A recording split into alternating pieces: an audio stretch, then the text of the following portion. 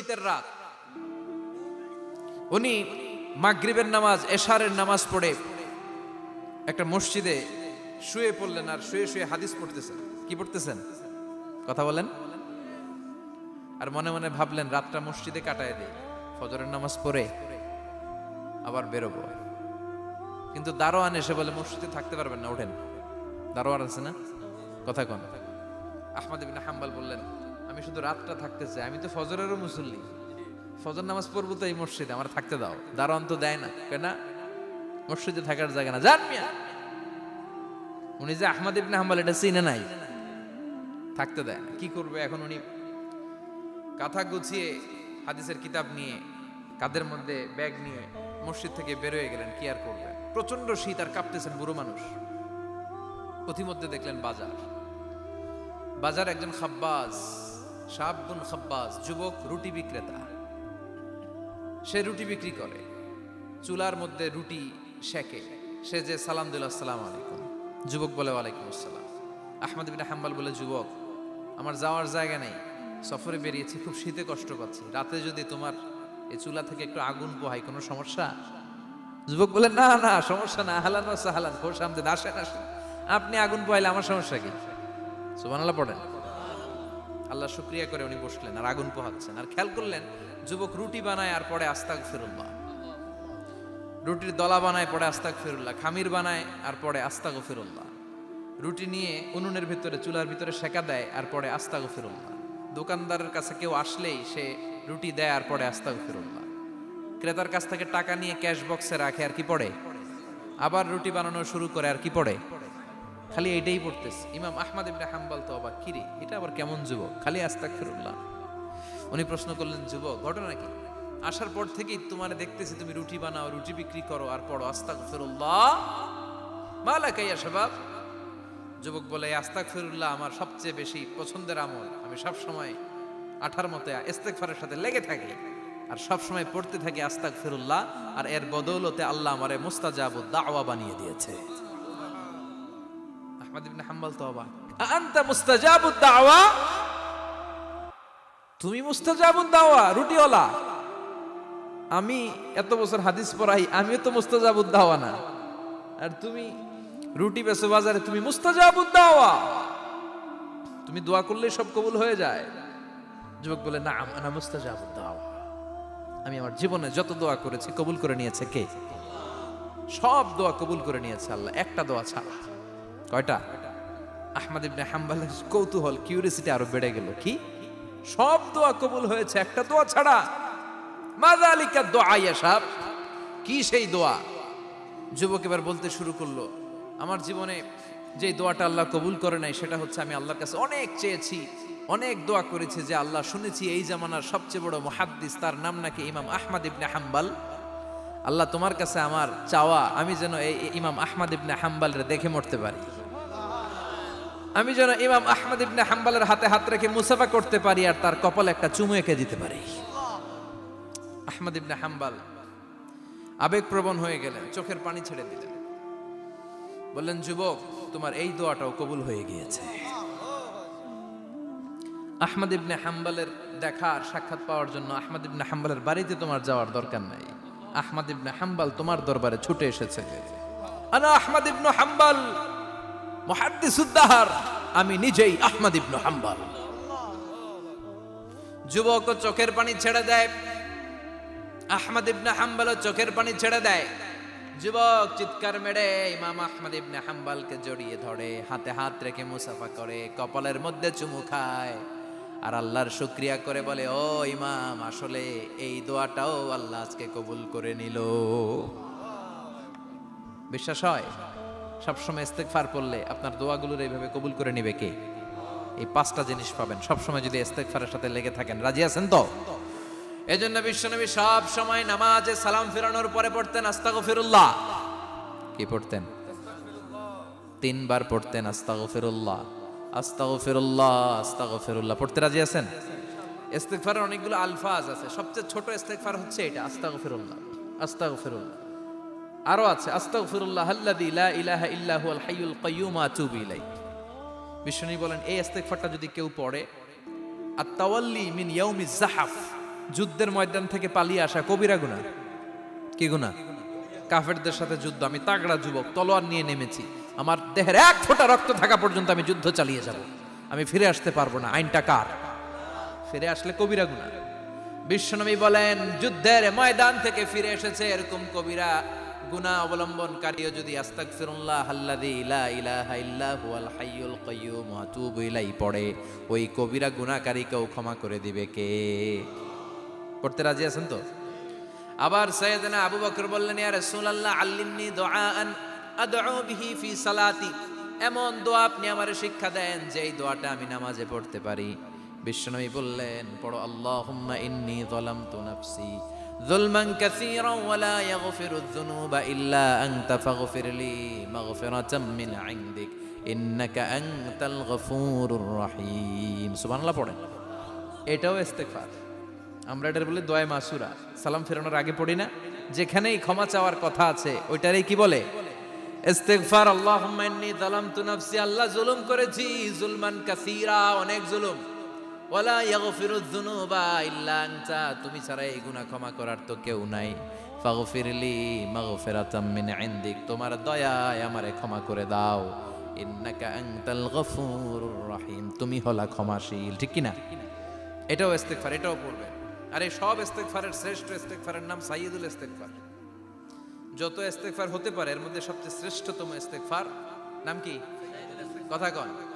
বুখারীর বর্ণনা, শাদ্দাদ ইবনে আউস রাদিয়াল্লাহু তাআলা আনহু বর্ণনা করেন, এই সাইয়্যিদুল ইস্তেগফার দিনের বেলা যে পড়বে ওই দিনে মারা গেলে সে জান্নাতি। এই সাইয়্যিদুল ইস্তেগফার রাতের বেলা যে পড়বে ওই রাতে যদি ইন্তেকাল হয় ওই লোকটা জান্নাতি। মুখস্থ আছে না? কার কার মুখস্থ? হাত তুলেন। মাশাআল্লাহ, তাবারাকাল্লাহ, মাশাআল্লাহ, মাশাআল্লাহ।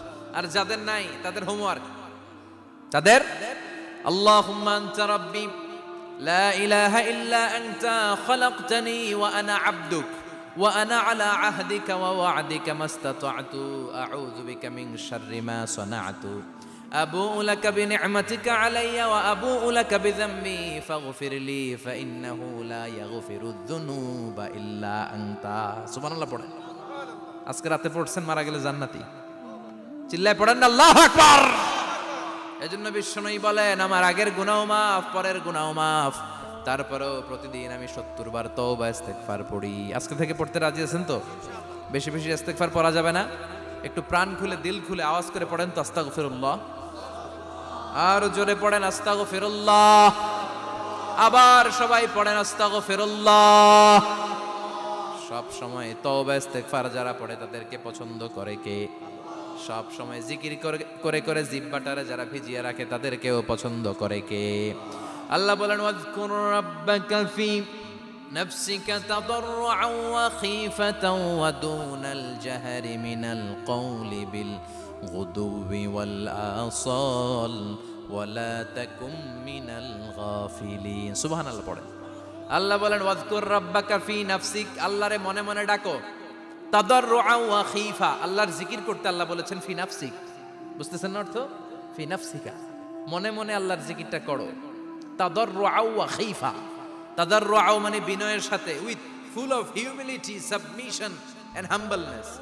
বিনয়ের সাথে আল্লাহরে ডাকো। ওয়া খীফা, গোপনে গোপনে ডাকো। দুনাল জাহারি মিনাল কওল, চিৎকার চেঁচামেচি করে ডেকো না। কার কথা? আওয়াজ করে জিকির করো না।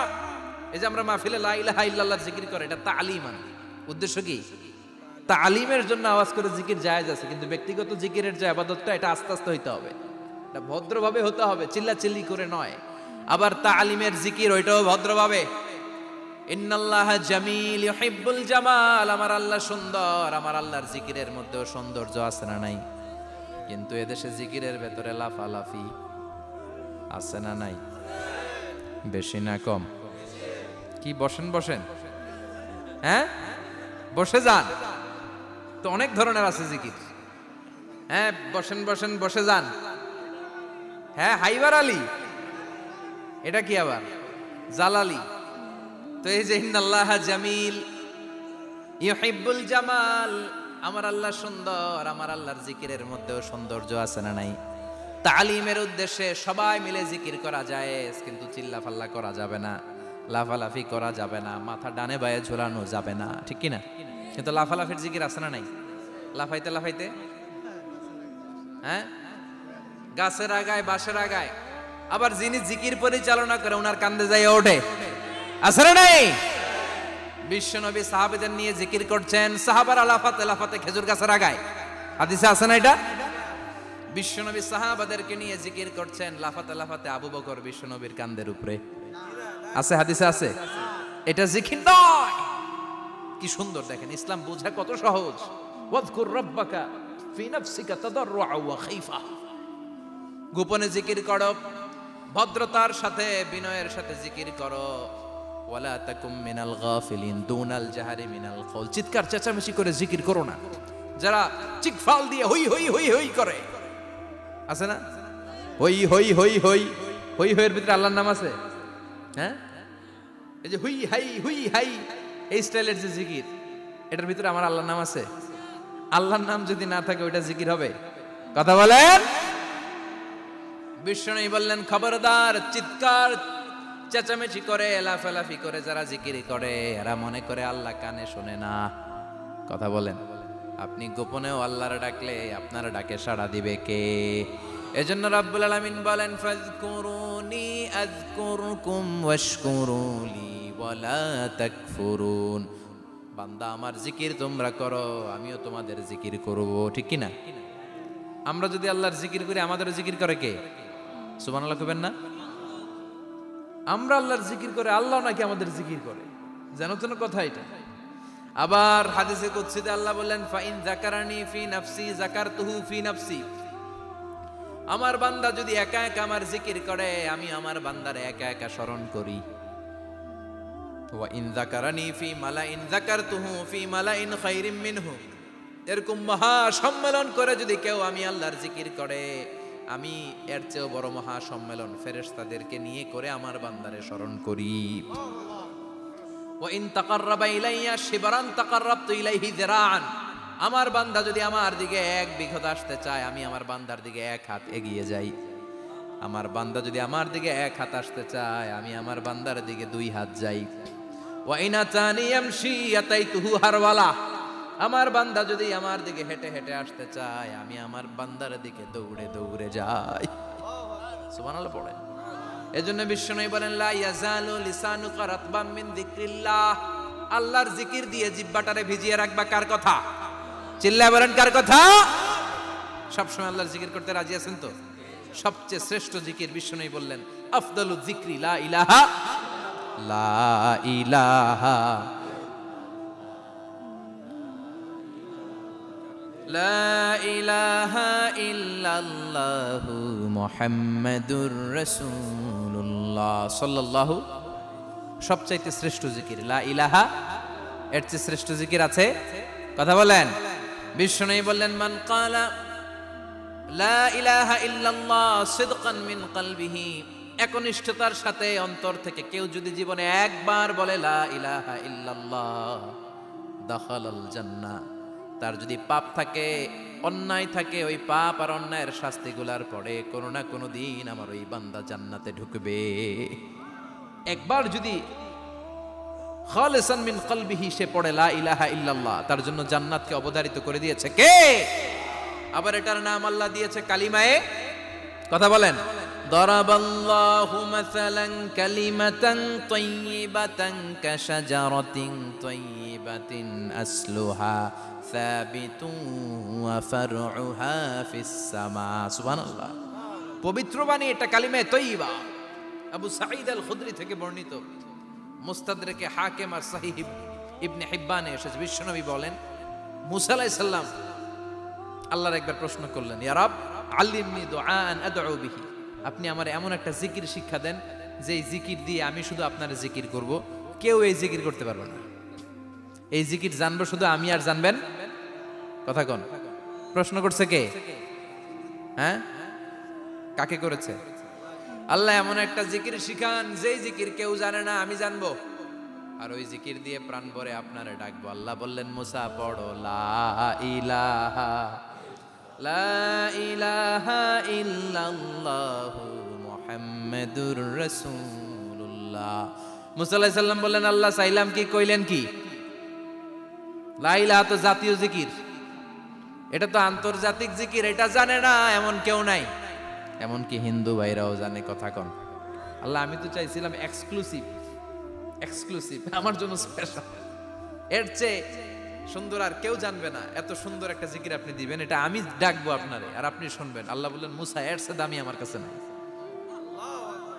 লাউ তাদউ লা ইলাহা ইল্লাল্লাহ ফি কাফা, লা ইলাহা রে যদি মুসা এক পাল্লায় রেখে দাও, ওয়াস সামাওয়াতু সাবউ ওয়াল আরদিন, সাত আকাশ সাত জমিন যদি আরেক পাল্লায় রেখে দাও, লা ইলাহা এক পাল্লায়, সাত আকাশ সাত জমিন আরেক পাল্লায় ওজন যদি দাও, লা রাজাহাত কাফাতু লা ইলাহা ইল্লাল্লাহ, মুসা দেখবা মুহূর্তের মধ্যে লা ইলাহা ইল্লাল্লাহর পাল্লা ভারী হয়ে গেছে। সাত আকাশ সাত জমিন এক পাল্লায়, শুধু লা ইলাহা ইল্লাল্লাহ আরেক পাল্লায়, মুহূর্তে লা ইলাহার পাল্লাটারে ভারী করে দিবে কে? এটা বিপ্লবী বাণী। আমরা এটার ভিক্ষার মধ্যে লাগাইছি। এখন ভিক্ষা করার সময় লা ইলাহা আছে না নাই? একটা টাকা দিয়া যান, আমি গরিব ইনসান আর সমান, একটা টাকা দিয়া যান, আমি গরিব ইনসান, আছে না নাই? জুমার নামাজের সময় ভিক্ষা করে, একটা টাকা দিয়া যান, আর লা ইলাহার জিকির লগে, আছে না নাই? এটা আমরা ভিক্ষার জিকির বানাইছি। এটা তো বিপ্লবী বাণী। এই বাণীর পক্ষে যারা, তারা ন্যায় আর সত্যের পক্ষে চিল্লায় বলেন ঠিক কিনা? এই বাণীতে যারা বিশ্বাস করে, তারা এক আল্লাহর সামনে মাথা নত করে দেয়। গোটা পৃথিবীর কোন শক্তির সামনে ওই মাথা নত হয় না, ঠিক কিনা? এই লা ইলাহা যারা আমরা মানি, আল্লাহ ছাড়া কারো সামনে মাথা নত করব? কোন শক্তি আমাদের মাথা নত করাতে পারে? এই কালেমার আন্দোলন যারা করে, তারা আল্লাহ ছাড়া পৃথিবীর কাউরে ভয় পায় না। আর তারা চায় কালেমার পতাকা পৃথিবীর মধ্যে যেন পথ করে উড়ে, ঠিক কিনা? বাংলার জমিনে কালেমার পতাকা উড়ুক, আমরা চাই কি চাই না? কোনো একদিন এ দেশের আকাশে কালিমার পতাকা উড়বে, সেদিন সবাই খোদাই বিধান পে দুঃখ বেদনা ভুলবে। কোনো একদিন এ দেশের আকাশে কালিমার পতাকা উড়বে, সেদিন সবাই খোদাই বিধান পে দুঃখ বেদনা ভুলবে। চিৎকার করে বলেন ঠিক কিনা? এই কালেমার সমাজ যদি হয়, ওই সমাজে কেউ লাঞ্ছিত হবে না, ওই সমাজে কোনো নারী নিগৃহীতা হবে না, ওই সমাজের কোনো কাজের মেয়েরা ধর্ষিত হবে না, ওই সমাজে দুর্নীতি থাকবে না, ঘুষ থাকবে না, চাঁদাবাজি থাকবে না, টেন্ডারবাজি থাকবে না। সমাজটারে শান্তি দিয়ে সমৃদ্ধ করে দিবে কে? এজন্য সব সময় জিকির করতে হবে একজনের, চিল্লায় বলেন তিনি কে? শ্রেষ্ঠ জিকির হচ্ছে লা ইলাহা। করতে রাজি আছেন? সব সময় জিকিরটা করতে রাজি আছেন? Every night and every day, every night and every day, never forget to say la ilaha illallah, never forget to say la ilaha illallah. পড়েন, every night and every day, every night and every day, never forget to say la ilaha illallah, never forget to say la ilaha illallah, never forget to say la ilaha illallah. When you're walking down the street, use your time and repeat and say in every heartbeat la ilaha illallah. When you're walking down the street, use your time and repeat and say in every heartbeat la ilaha illallah. Every night and every day, every night and every day. Never forget to say La ilaha illallah. চিল্লায় বলেন ঠিক কিনা? দিনে রাতে যে কোনো মুহূর্তে আমাদের জিহ্বার মধ্যে থাকবে কি? কথা বলেন, জিহ্বায় থাকবে কি?